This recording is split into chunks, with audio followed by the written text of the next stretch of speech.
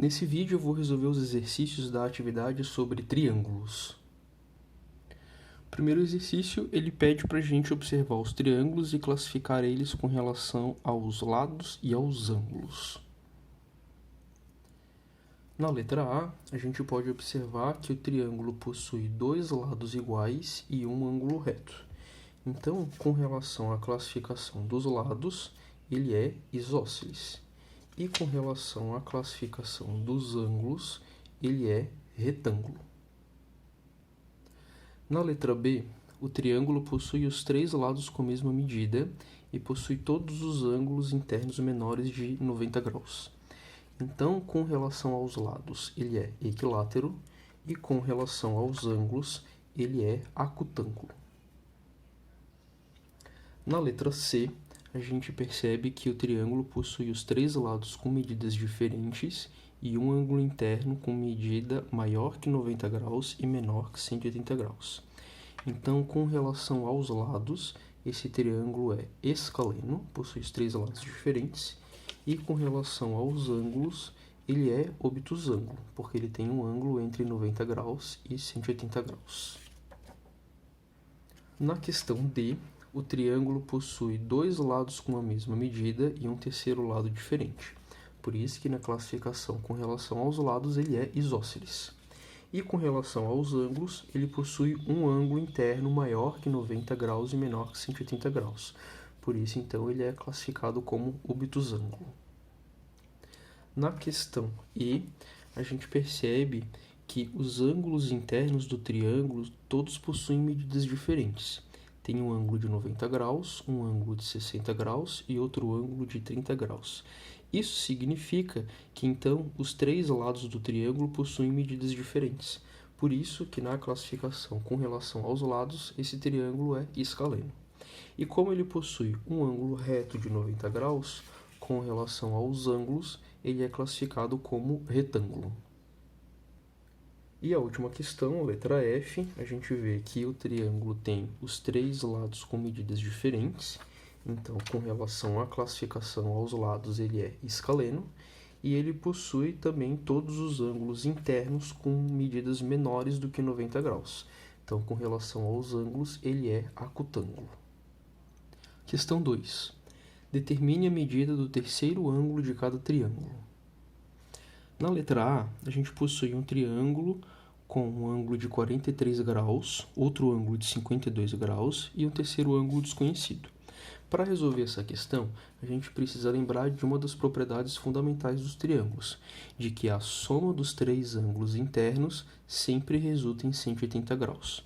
Então, quando a gente tem duas medidas e precisa descobrir a terceira medida de um ângulo interno, o caminho mais fácil é a gente pegar 180 graus e subtrair as outras duas medidas. Nesse caso, são 43 e 52 graus. O resultado é, então, 85 graus. Na questão B, é a mesma lógica, né? A gente tem dois ângulos, um que mede 28 graus e outro que mede 60 graus.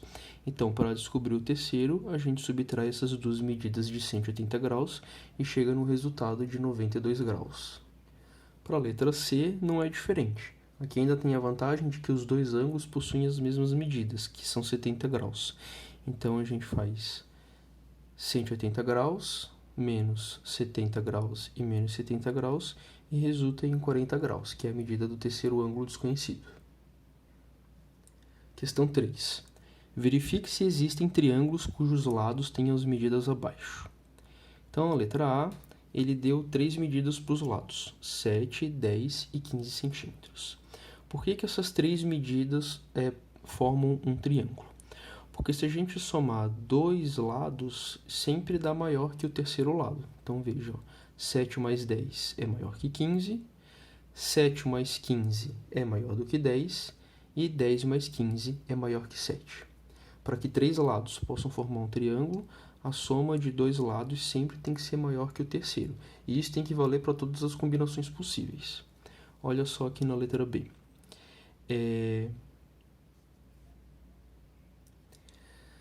6 mais 6 dá 12, e 12 é sempre maior do que 6. Então, portanto, aqui também forma um triângulo. Na questão C, 4 mais 5 é 9, e 9 não é maior do que 10. Então, essas três medidas não atendem ao critério para poder serem medidas de lados de um triângulo. Na questão D, mesma coisa. 3 mais 7 dá 10. 10 é igual a 10. Mas a soma das medidas dos dois lados precisa ser maior do que o terceiro lado. Não pode ser igual. Se for igual, também não vai fechar triângulo. Então, a questão D não é triângulo. Questão 4. São dados 8 triângulos. Indique os pares de triângulos semelhantes e o critério de semelhança correspondente. Os critérios de semelhanças que a gente estudou são 3. O primeiro caso, que é quando os dois triângulos possuem dois ângulos adjacentes com a mesma medida. O segundo caso é quando ambos os triângulos possuem um lado, um ângulo e um lado consecutivos também com as mesmas medidas. E o terceiro caso é quando os triângulos possuem os três lados iguais.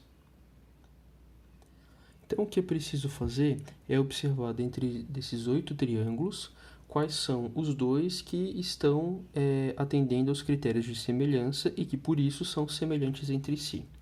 O primeiro par que a gente observa que são semelhantes entre si é o par formado pelos triângulos 1 e 8. Por quê? Eles atendem ao critério lado, ângulo, lado. Eles possuem um lado, um ângulo e outro lado. Observa que os lados têm tamanhos diferentes, mas o ângulo que tem entre esses dois lados é o mesmo. Então, isso significa que esses triângulos eles vão ser semelhantes. O segundo caso, o segundo par que a gente encontra é dos triângulos 2 e 5, que é este aqui e este aqui. Tá? A gente percebe pelos risquinhos, que é aquela notação que a gente utiliza para mostrar que segmentos possuem o mesmo tamanho. Então, os segmentos que têm a mesma quantidade de risquinhos têm a mesma medida. Então, a gente vê que o triângulo 2 e o triângulo 5, eles possuem todos os lados iguais. Então, eles atendem o segundo caso de semelhança de triângulos, que é o caso lado, ângulo, lado. Não, desculpa. Eles atendem o terceiro caso de semelhança, que é o caso lado, lado, lado. Eles também atendem ao primeiro caso, que é o ângulo, ângulo. Porque o triângulo, quando ele é equilátero, ele também é equiângulo, né? Ele possui todos os ângulos de 60 graus. Então, aqui tem dois ângulos de 60 graus e aqui também tem dois ângulos de 60 graus que são adjacentes. E por isso também vai atender o critério de semelhança 1, que é o critério de ângulo, ângulo. O outro par de triângulos semelhantes é o triângulo 3 e o triângulo 6. Eles atendem ao caso o lado, lado, lado. A gente tem um lado que mede 3, um lado que mede 6, um lado que mede 5, um lado que mede 10, e um lado que mede 4 e outro lado que mede 8. Então, a medida dos lados desse triângulo é múltiplo da medida dos lados desse triângulo aqui. E isso significa, então, que eles são semelhantes entre si. Ou seja, esse triângulo 6 ele é uma ampliação do triângulo 3. Por isso que tem a semelhança entre eles. E o último par é formado pelos triângulos 4 e 7. O triângulo 4 está aqui e o triângulo 7 está aqui. Observem, que esse aqui tem um ângulo de 30 graus e esse aqui também tem um ângulo de 30 graus. Depois o outro ângulo é de 50 graus e aqui também tem outro ângulo de 50 graus. Então não importa quais são as medidas dos lados, como tem dois ângulos consecutivos que têm as mesmas medidas nos dois triângulos, isso já deixa claro para a gente que esses triângulos são semelhantes também. Questão 5. Determine x e y nas figuras, nas quais os ângulos assinalados com a mesma marcação são congruentes. Ser congruente significa que tem a mesma medida. Então, vamos começar pela figura da A. A gente está vendo que tem duas marcações de ângulos, então esse ângulo é congruente com aquele ângulo lá. E a gente tem também a certeza de que este ângulo é igual a este ângulo, porque eles são ângulos opostos pelo vértice, e ângulos opostos pelo vértice têm a mesma medida. Então, esses dois triângulos dessa figura, eles são semelhantes pelo critério ângulo-ângulo. Possui esse ângulo e esse ângulo, tem a mesma medida que aquele ângulo e aquele ângulo ali. Então, se esses triângulos são semelhantes, a gente pode aplicar neles as razões de semelhança. Na razão de semelhança, a gente sabe que a medida do lado de um triângulo pode ser dividida pela medida do lado correspondente de outro triângulo. Essa divisão, ela sempre dá o mesmo valor para todos os lados do triângulo que a gente aplique a razão. Então, o que a gente observa aqui? Olha só. A gente tem esse lado aqui, que é correspondente a esse outro lado aqui. Então, a gente tem a razão de semelhança 8/4. Esse lado aqui é correspondente a esse aqui. O 6 é correspondente ao y. Então, a gente tem a razão 6/y. E, por último, a gente tem que o lado que mede 4, ele é correspondente ao lado que mede x. Então, eu tenho a outra razão de semelhança 4/x. Por que eu sei que o 6 é sobre o y e não sobre o x? Porque é o lado correspondente. Olha só. O 4 é o lado que está sendo formado pelos dois ângulos assinalados. O x é o lado correspondente do outro triângulo, que também é formado ali perto dos dois ângulos que estão marcados. Então, o 4 é correspondente ao x e o 6 é correspondente ao y, tá? Aí, aqui, a gente pode fazer de duas formas, olha só. Eu posso primeiro olhar só para essa relação, 8/4 igual a 6y, isso aqui é uma regra de 3. Você multiplica cruzado, né? Vai dar 8y igual a 24, e aí você calcula que o y vale 3. E depois você pode olhar para essa razão aqui, ó. 8 igual a 4... Desculpa, 8/4 é igual a 4/x, que também é uma regra de 3. Você vai fazer 8 vezes x, que dá 8x, 4 vezes 4, que é 16, aí isola o x e descobre que o valor dele é 2. A mesma lógica a gente vai utilizar para a questão B. Olha só, a gente tem aqui as razões de semelhança. Primeiro vamos identificar quais que são os lados correspondentes da figura, ó. Eu sei que aquele ângulo ali que tem 2 risquinhos, ele tem a mesma medida desse ângulo que tem 2 risquinhos. Aí, de novo, eu sei que esse ângulo aqui tem a mesma medida que aquele ali, porque eles são ângulos opostos pelo vértice. Então, eu estou de novo com o caso ângulo-ângulo para garantir que esses triângulos são semelhantes. Pode ser que outros casos de semelhança também aconteçam, tá? Mas basta ter um, a gente conseguir identificar um, para ver que há semelhança entre as figuras. Então, a gente vai olhar os lados correspondentes agora, ó. O 6 é correspondente ao 3, então eu tenho a razão 6/3. O y é correspondente ao 5, então eu tenho a razão y/5. E o x é correspondente ao 4, e aí eu tenho a razão x/4. E aí resolve da mesma forma que a letra A. Você olha primeiro para uma igualdade, multiplica cruzado, descobre o valor do y, e depois você olha para essa outra igualdade aqui que se forma, 6/3 igual a x/4, multiplica cruzado também. No caso do y, vai dar 10, e no caso do x, vai dar resultado 8. Questão 6. Numa certa hora do dia, um prédio de 48 metros de altura projeta no solo uma sombra de 10 metros de comprimento. Letra A. Qual é o comprimento da sombra projetada por um prédio de 18 metros de altura, situado na mesma rua, supondo-a plana e horizontal? Então, aqui tem a representação dos dois prédios. Esse aqui representa a altura do prédio de 48 metros, e esse aqui é da altura do prédio de 18 metros. E aqui na base está a representação da sombra. O primeiro faz uma sombra de 10 metros e o outro faz uma sombra de x metros, que é o que a gente tem que descobrir. Esses dois triângulos são semelhantes e a gente consegue observar isso pelo caso ângulo-ângulo, né? Que é um ângulo de 90 graus e aquele ângulo ali está com a mesma marcação. Então, significa que esses dois ângulos aqui de cima possuem a mesma medida. Assim, então, a gente pode utilizar a razão de semelhança para calcular esse problema. Então, a gente vai colocar os lados que têm medidas correspondentes. O 48 é correspondente ao 18 e o 10 é correspondente ao x. Eu também posso montar da seguinte forma, ó. O 48 está para 10, que é aqui, assim como o 18 está para x. Existem várias formas de montar essa razão de semelhança, tá?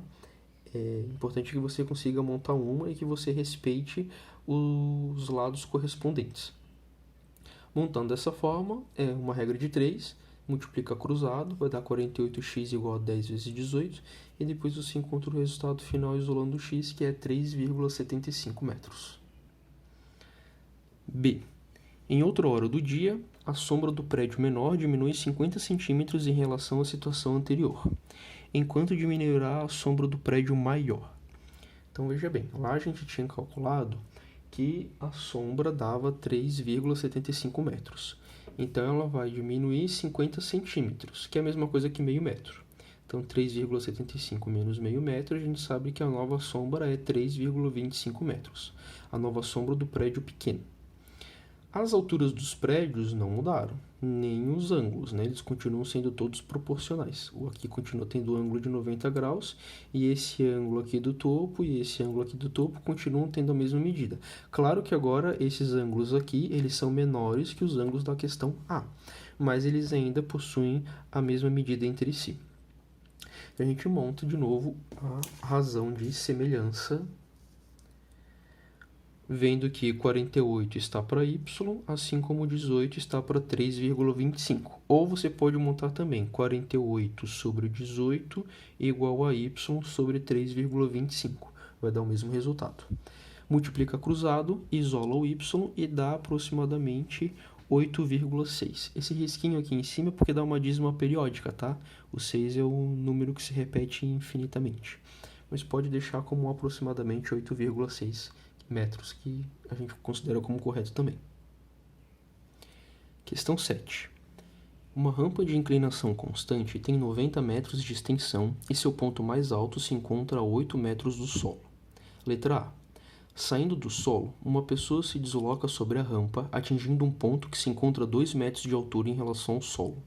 Quantos metros ainda faltam para a pessoa chegar ao ponto mais alto? Primeira coisa a fazer é um desenho para poder entender bem essa situação. Então, a gente sabe que tem uma rampa de inclinação constante. Está aqui a rampa. Ela tem 90 metros de comprimento. Então, daqui do ponto A até o ponto P, tem 90 metros de distância. E o ponto mais alto, o ponto P, que é o ponto mais alto, ele está a 8 metros do solo. Então, aqui a distância de P até Q é 8 metros.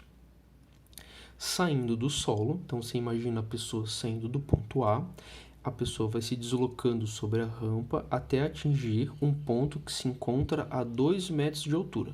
Então a pessoa vai caminhando e ela para aqui no ponto M. Esse ponto M está a 2 metros de altura com relação ao solo. Aí a pergunta é, quantos metros faltam para a pessoa chegar ao ponto mais alto? Ou seja, quanto é a distância do ponto M até o ponto P? Obviamente, esses triângulos eles são semelhantes. Ó, o triângulo ANM, que é o triângulo pequeno, é semelhante ao triângulo AQP, que é o triângulo maior. Se eles são semelhantes, a gente pode utilizar a razão de semelhança para descobrir as medidas deles. O que a gente tem aqui, ó, de correspondente? Olhando para o triângulo pequeno, a gente tem a altura 2 e tem a medida x. Então, a gente tem uma razão 2 sobre x. Olhando para o triângulo grandão, o 2 é correspondente ao 8 e o x é correspondente ao 9. Então, a gente consegue fazer 2 sobre x igual a 8 sobre 90. Multiplica cruzado, isola o x e chega na resposta de 22,5 metros. 22,5 metros é a distância de A até M, mas o problema pede quanto que falta para a pessoa chegar até o ponto mais alto. Então, se tudo é 90 metros e esse pedaço é 22,5, a gente descobre essa distância fazendo a subtração, né? 90 menos 22,5. E aí a resposta final é 67,5 metros. Letra B. Saindo do ponto mais alto da rampa, uma pessoa desce 20 metros da rampa, chegando a um ponto S. A que altura S está em relação do solo? Então, ele é muito parecido com a questão A. Primeira coisa que a gente tem que fazer é o desenho. Mesma ideia da rampa, tá? Tem 90 metros, porque está no enunciado, não era só da letra A. Tem 8 metros de altura aqui. Aí agora você imagina a pessoa que ela estava no ponto mais alto, ela desceu 20 metros e parou nesse ponto S. E a pergunta é, qual é a altura desse ponto S com relação ao solo? De novo, a gente está formando dois triângulos aqui que são semelhantes entre si. O triângulo ARS e o triângulo AQP. E aí, a gente vai usar a razão de semelhança para construir a igualdade e descobrir essa altura H. Olha só. O lado AP do triângulo maior, ele é correspondente ao lado AS, que está aqui. Então, o maior está para o menor. O lado PQ, que é esse aqui, que é 8 metros, ele é correspondente ao lado SR do triângulo menor. Então, o PQ, que é 8 metros, está para o SR, que é o H que a gente quer descobrir. Ou seja, ó, 90, que é o lado todo, o comprimento todo da rampa, está para 70 metros, que é o que faltou, assim como 8, que é a altura do triângulo maior, está para H, que é a altura do triângulo menor. Multiplica isso aqui cruzado, 90H igual a 8 vezes 70, e isola o H e descobre que a medida aproximada dele é 6,22 metros.